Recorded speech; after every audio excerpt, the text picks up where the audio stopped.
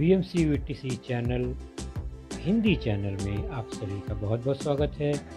इस वीडियो को देखने के बाद आप लोगों के लिए इसके डिस्क्रिप्शन बॉक्स में कुछ आसान से प्रश्न दिए गए हैं जो कि इस वीडियो से संबंधित है। उन्हें हल करने का प्रयास ज़रूर कीजिए और फिर वीडियो देखने के बाद उसमें एक छोटा सा डिस्क्रिप्शन बॉक्स में छोटा सा गूगल फॉर्म भी है, उसे ज़रूर भरें। अपने सुझाव अपनी राय को उसमें ज़रूर भरें ताकि हम वीडियो को और इम्प्रूव कर सकें। और अंत में इस चैनल को अगर आपने सब्सक्राइब नहीं किया है तो ज़रूर सब्सक्राइब कीजिए ताकि आपको नए नए आने वाले वीडियो की सूचना मिलती रहे। तो चलिए देखते हैं अपना वीडियो।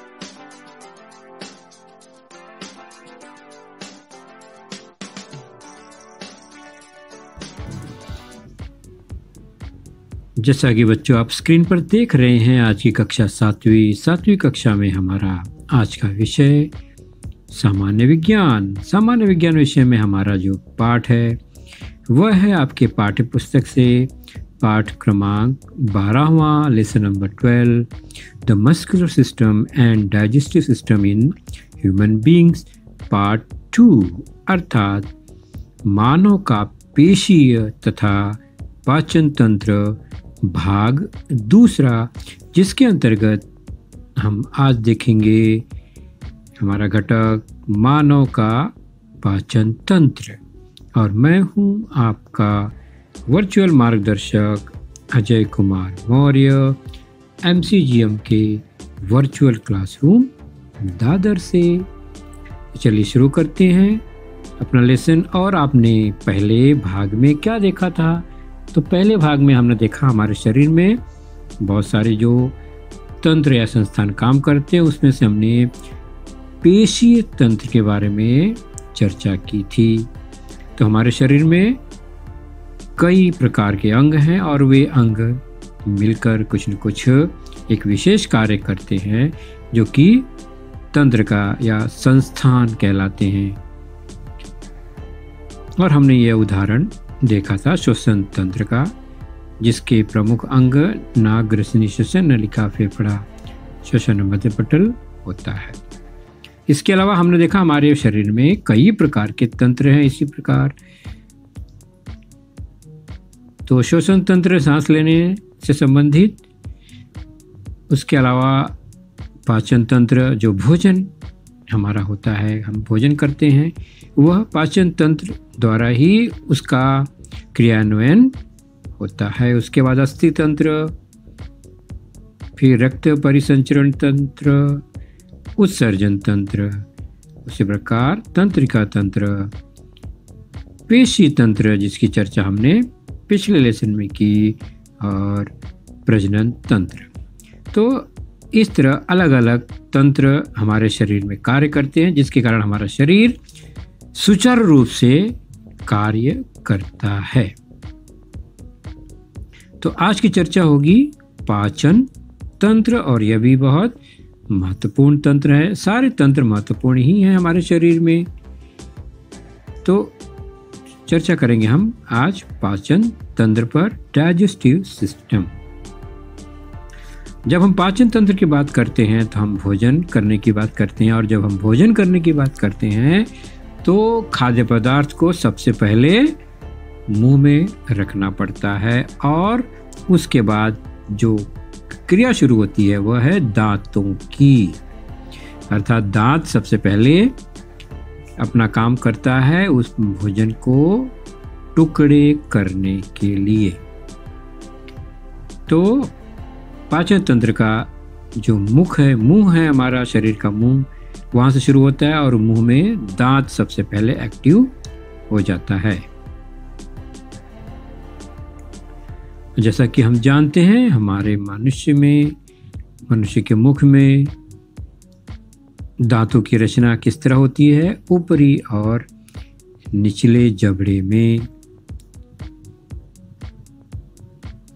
दांतों की रचना होती है। और ख़ास बात यह है कि यह दांतों की रचना ऊपर और नीचे समान रूप से दिखाई देती है। तो हमारे शरीर के जो दांत है, मुख में जो दांत है, वो सब एक जैसा है क्या? कभी आप आईने में जाकर देखिए तो आपको सभी दांत एक जैसे दिखाई नहीं देंगे। जो सामने हमें दांत दिखाई देते हैं वो अलग आकार के हैं, और जो पीछे जबड़े या दाढ़ में दिखाई देते हैं वह कुछ अलग प्रकार के दांत हैं। तो दांतों के कार्य और रचना के हिसाब से उनके कुछ प्रकार क्या हैं वह देख लेते हैं हम। तो छेदक कृदंत दांत, यानी जो काटने या छेदने का कार्य करती हैं। भेदक, रत्नक, उसके बाद अग्र चर्वणक या उपदाढ़, और चर्वणक अर्थात मुख्य दाढ़। यह जो है दांतों के मुख्य प्रकार हैं। ये कौन कौन से हम देखेंगे बाद में। हम किसी एक पर्टिकुलर दांत के बारे में देखें अगर, तो दांत हमें सफ़ेद रंग का सामान्य तौर पर दिखाई देता है और काफ़ी कठोर होता है।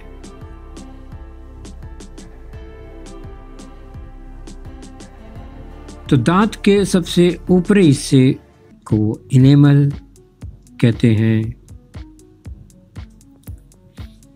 जो कि थोड़ा सा समतल जैसा होता है, जिसे दंत वल्क कहते हैं। यह जो दांत है वह मसूड़े में फिक्स होता है, यानी जहाँ पर फिक्स होता है शरीर में हड्डियों से, वह मसूड़ा, वह सॉफ्ट होता है, और मसूड़ा हड्डियों के बीच जगह बनाकर रहता है, जिसमें दांत फिक्स होता है। हड्डी कठोर होता है हमारे शरीर का, आपको पता ही है। दांत के अंदर आंतरिक भाग में दंत मूल होता है, जड़ जिसे हम कहते हैं, और दंत धातु उस जड़ के ऊपर अर्थात दंतवल्क के नीचे का लेयर वह दंत धातु होता है। तो इस तरह से किसी एक दांत की रचना हम देख रहे हैं। स्ट्रक्चर ऑफ टीथ, तो सबसे ऊपर दंतवल्क, उसके अंदर दंत धातु, उसके नीचे दंत मूल, मसूड़े में फिक्स होते हैं ये, और मसूड़ा हड्डियों के ग्रिप में रहता है।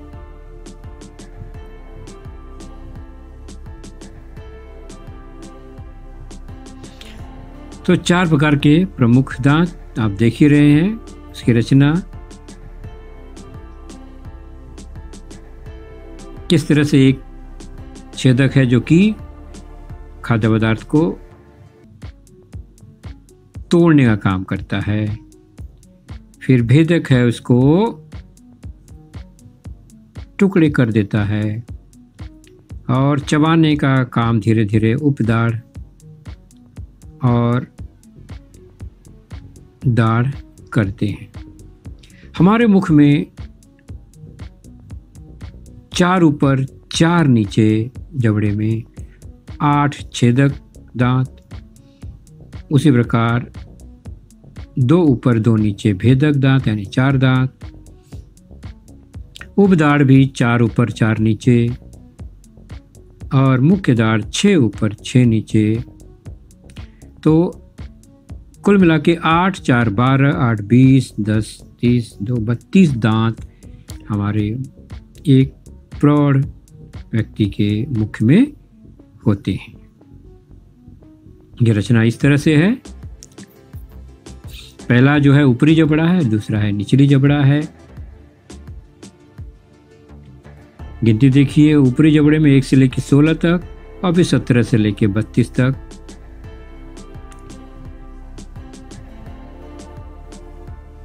और हम अच्छी तरह जानते हैं भोजन के पाचन की क्रिया मुंह में दांतों के कार्य द्वारा ही प्रारंभ होती है, दांत पहले भोजन के टुकड़े करता है।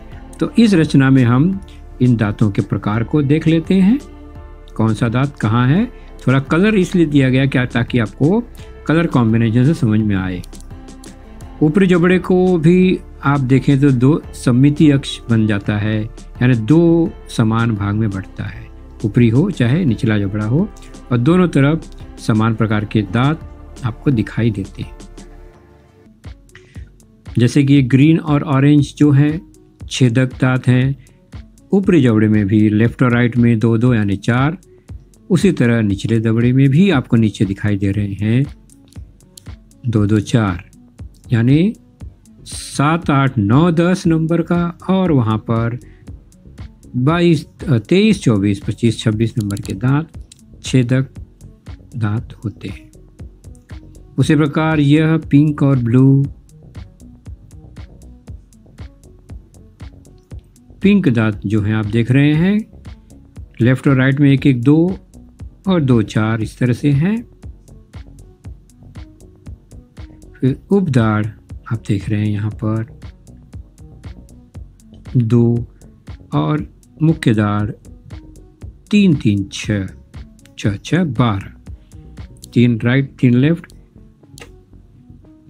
एक तरफ के जबड़े में 6 और दूसरी तरफ के जबड़े में भी 6।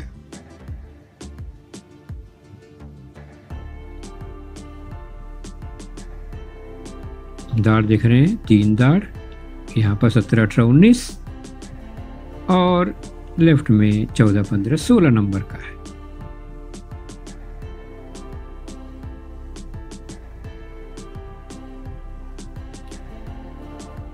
तो मुखमंडल के बाद हम सीधे चलेंगे अपने शरीर के अंदर, जो कि पाचन संस्थान की ओर बढ़ते हैं। मुख से शुरू होकर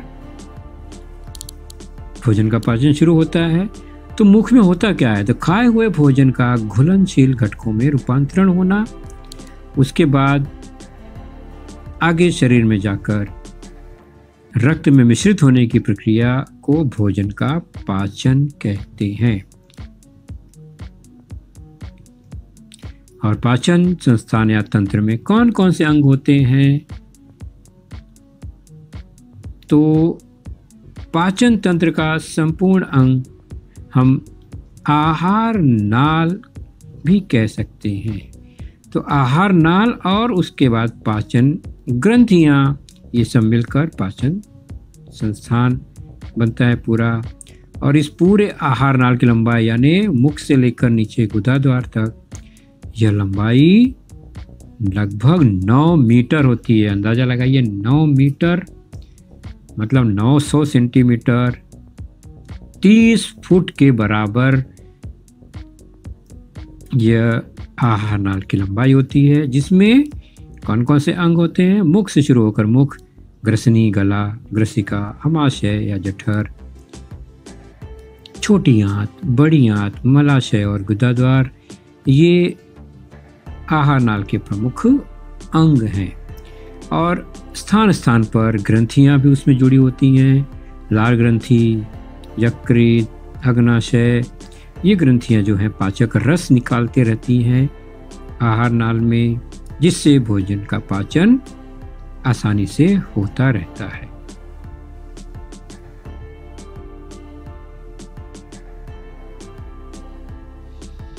तो यह हमारा शरीर, ऊपर देख रहे हैं फेफड़ा, नीचे रंगीन भाग जो है वो पाचन संस्थान का हिस्सा है।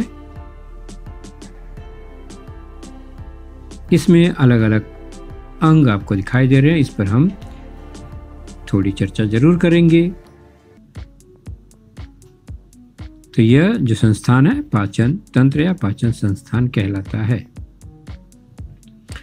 तो इसकी शुरुआत मैंने पहले ही बताया, मुख से होती है। तो मुख कहाँ है, आपने पहचान लिया होगा, यह है मुख। मुख में दांत, जीभ, यह अंग है। मुख से भोजन धीरे से गले ग्रसनी की ओर सरकता है, जहाँ पर श्वसन नलिका, अन्न नलिका का द्वार खुलता है। उसके बाद अग्नाशय एक ग्रंथि है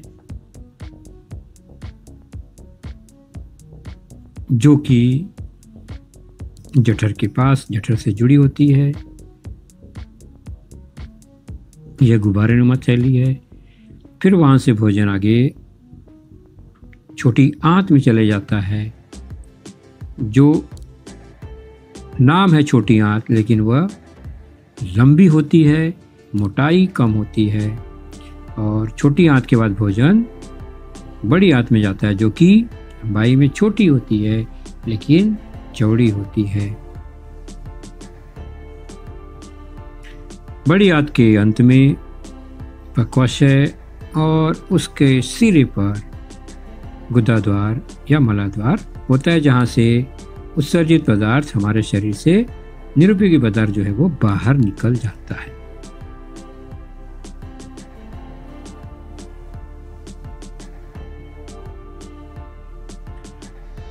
तो हम बार बार पाचन तंत्र ही देख रहे हैं। यह चित्र जो आप देख रहे हैं आपके पाठ्य पुस्तक में भी है इस तरह का चित्र। तो यह मुंह जिसे हम कहें,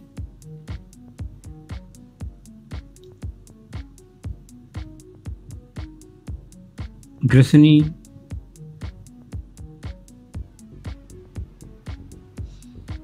मुख के नीचे, कान के आसपास और जीभ के नीचे जो ग्रंथि से रस निकलता है, लार ग्रंथि, लार रस निकलता है, मुख में मिलता है। मुंह हमेशा गीला इसी से बना रहता है। फिर आहार नल के आगे गुब्बारेनुमा रचना, एक फूला हुआ भाग, जो जठर या आमाशय, उसके नीचे अग्नाशय, ग्रंथि, यकृत एक ग्रंथि,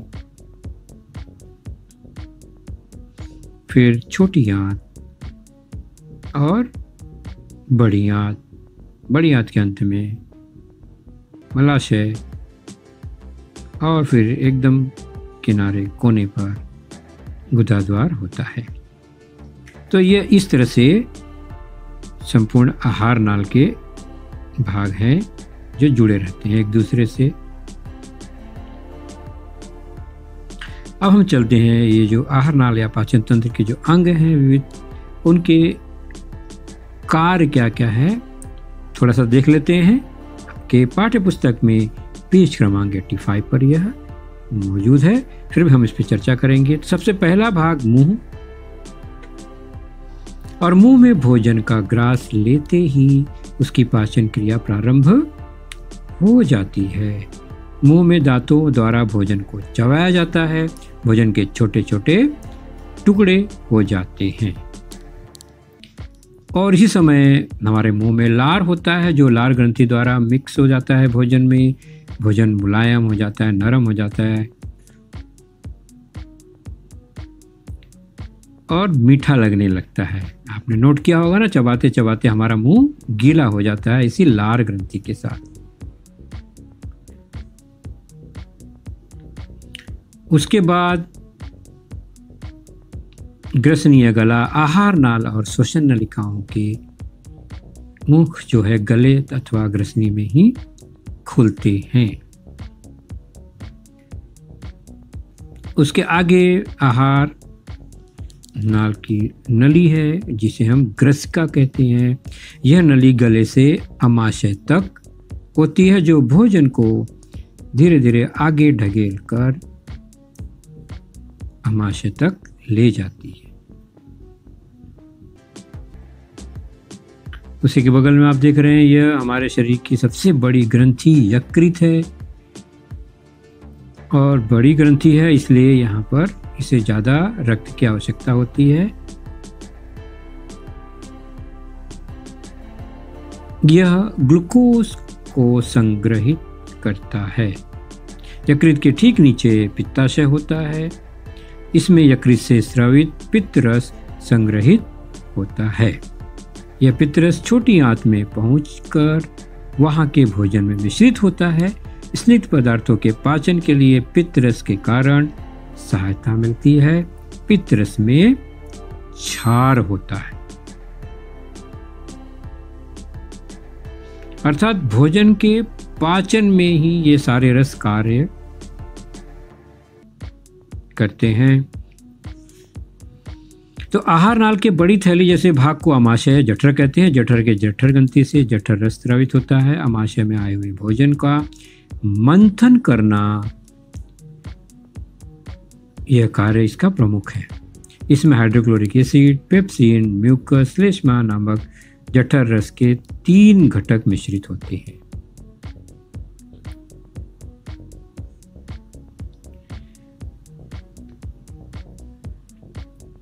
और ये तीनों रस के कारण यह अम्लीय हो जाता है, एसिडिक हो जाता है।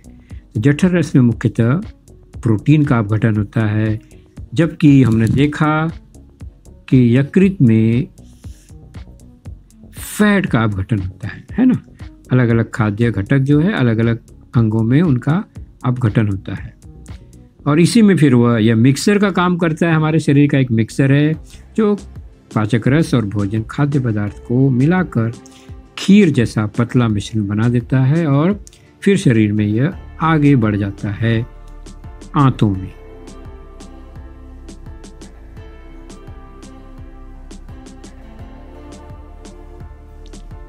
अग्नाशय से अग्नाशयित रस स्रावित होते हैं। उनमें अनेक एंजाइम होते हैं। एंजाइम मतलब यह पाचन तंत्र का प्रमुख भाग है। यह भोजन को पचाने का जो प्रमुख कार्य है, इसी तरह के एंजाइम ही करते हैं। एंजाइम ना हो तो भोजन का पचना मुश्किल हो जाएगा। तो आमाशय जठर से भोजन छोटी आंत में पहुंचता है। छोटी आंत लगभग 6 मीटर लंबी होती है तथा उसमें प्रमुख रूप से भोजन का पाचन और अवशोषण होता है। तो यहीं से भोजन का पाचन अवशोषण होना शुरू होता है।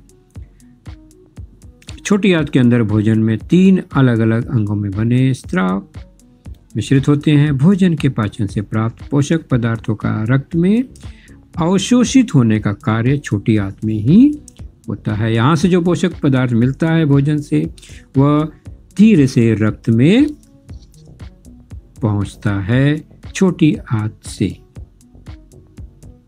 उसके बाद जो पदार्थ बचा, जिसमें पानी भी होता है और खाद्य पदार्थ होते हैं, वह बड़ी आंत में पहुंचते हैं। और बड़ी आंत की लंबाई 1.5 मीटर होती है, लगभग 5 फुट। यहाँ केवल पानी का अवशोषण होता है, यानी भोजन में से जो पानी वाला हिस्सा है वह बड़ी आंत में सोख लिया जाता है, और उसके बाद बचा हुआ वेस्ट पदार्थ जो निरुपयोगी पदार्थ है वह हमारे शरीर से बाहर निकल जाता है। तो हमने अभी देखा किस तरह से आहार नाल के अलग अलग अंग भोजन को मुख से गुदाद्वार तक ले जाते हैं, जिसके बीच में भोजन से पोषक द्रव्य खींच लिए जाते हैं, अवशोषित कर लिए जाते हैं। मान लीजिए ये आहार नाल है लाल रंग का, तो इसमें कौन कौन से अंग जुड़े हैं? मुंह, फिर उसके बाद वह ग्रसनी से ग्रसिका, उसके बाद अमाशय, छोटी आंत, और छोटी आंत से बड़ी आंत, बड़ी आंत का हिस्सा मलाशय, और मलाशय से अंत में वह गुदाद्वार में खुलता है। तो भोजन मुंह के पास है, वहाँ से यह कुल जो आहार नाल है 9 मीटर का रास्ता तय करता है। इस तरह से यह होते हुए अंत में गुदाद्वार से बाहर आ जाता है, और यह लंबाई लगभग 9 मीटर की होती है। मुंह से लेकर गुदाद्वार तक की लंबाई 9 मीटर है पूरे आहार नाल की, जिसमें 6 मीटर छोटी आंत और 1.5 मीटर बड़ी आंत की लंबाई होती है। चलिए एक रे डायग्राम देखते हैं। मान लीजिए भोजन है, आपको नीले रंग का दिखाई दे रहा है। यह मुख से ट्रेवल करता है, जैसा कि आपने देखा रेखा चित्र द्वारा। मुख से होते हुए ग्रसनी, ग्रसिका, वहाँ से वह अमाशय, अमाशय से वह छोटी आंत, छोटी आंत में उसका अवशोषण होता है पोषक पदार्थों का। बचा हुआ जल और पदार्थ जो है वो छोटी आंत से बड़ी आंत में पानी का अवशोषण हो गया और फिर जो ठोस लगभग पदार्थ है वो बचा हुआ पदार्थ, वर्ज्य पदार्थ, वह शरीर से बाहर निकल जाता है।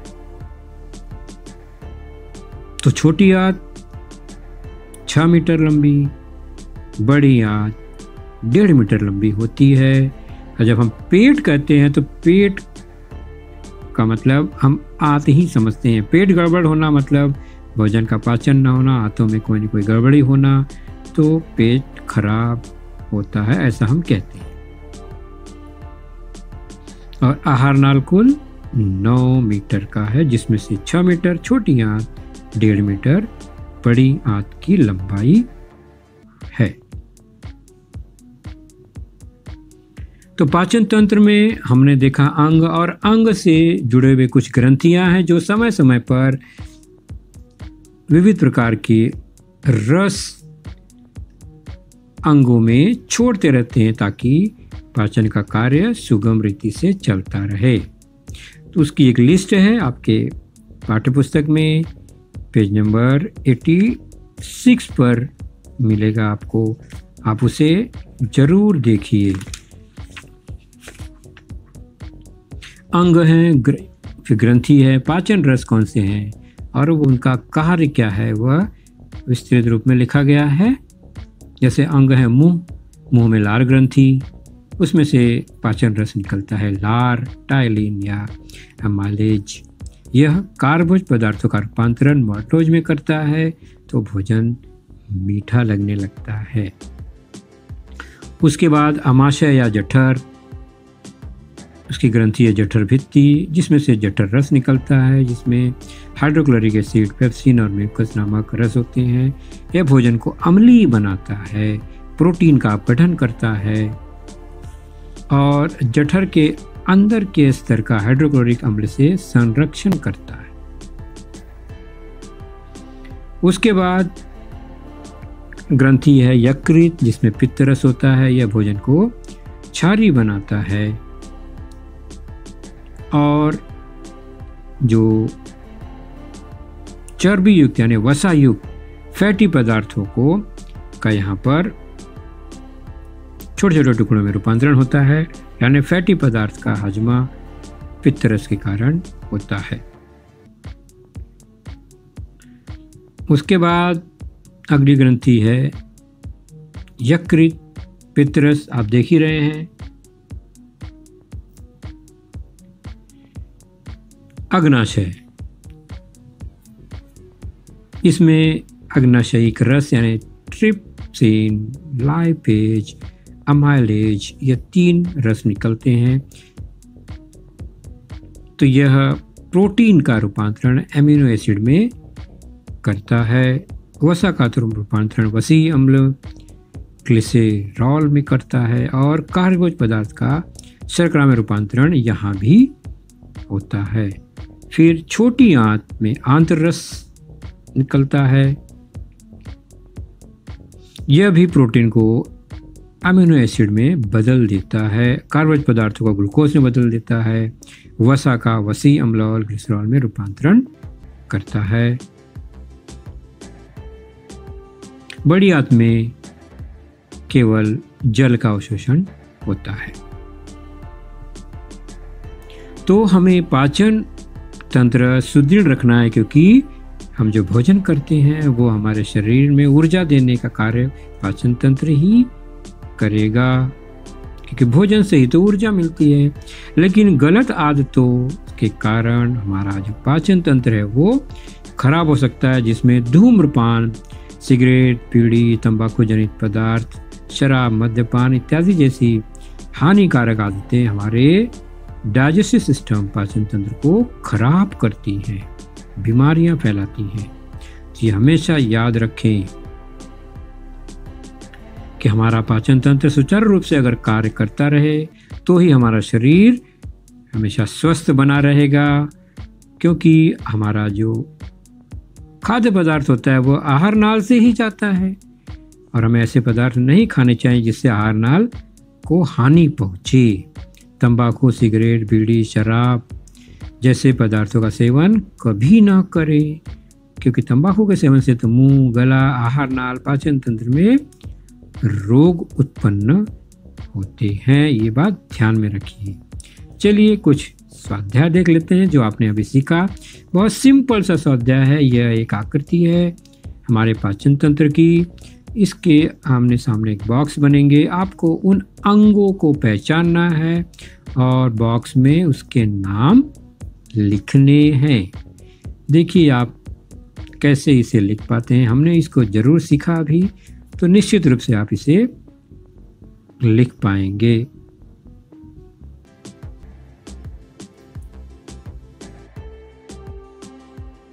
तो बच्चों, आपने देखा आज का लेसन, उसके प्रमुख मुद्दों को ध्यान से बार बार दोबारा देखकर समझने का प्रयास कीजिए, क्योंकि एक बार देखने पर किसी को भी वो पूरा मुद्दा समझ में नहीं आता। तो जैसे ही हम 2 बार 3 बार देखेंगे तो हमें वह समझ में आने लगेगा। और इसके आगे की जानकारी जो होगी बच्चों, वह निश्चित ही हमारे अगले वीडियो में होगी। तो उस वीडियो को देखने के लिए, उसकी सूचना प्राप्त करने के लिए जो नीचे सब्सक्राइब का बटन होता है उसे ज़रूर प्रेस कीजिए और नोटिफिकेशन ऑन रखिए, ताकि जैसे ही हमारा लेसन चैनल पर डाला जाएगा आपको वह तुरंत प्राप्त होगा। तो अपना ख्याल रखिए, सुरक्षित रहिए। Thank you.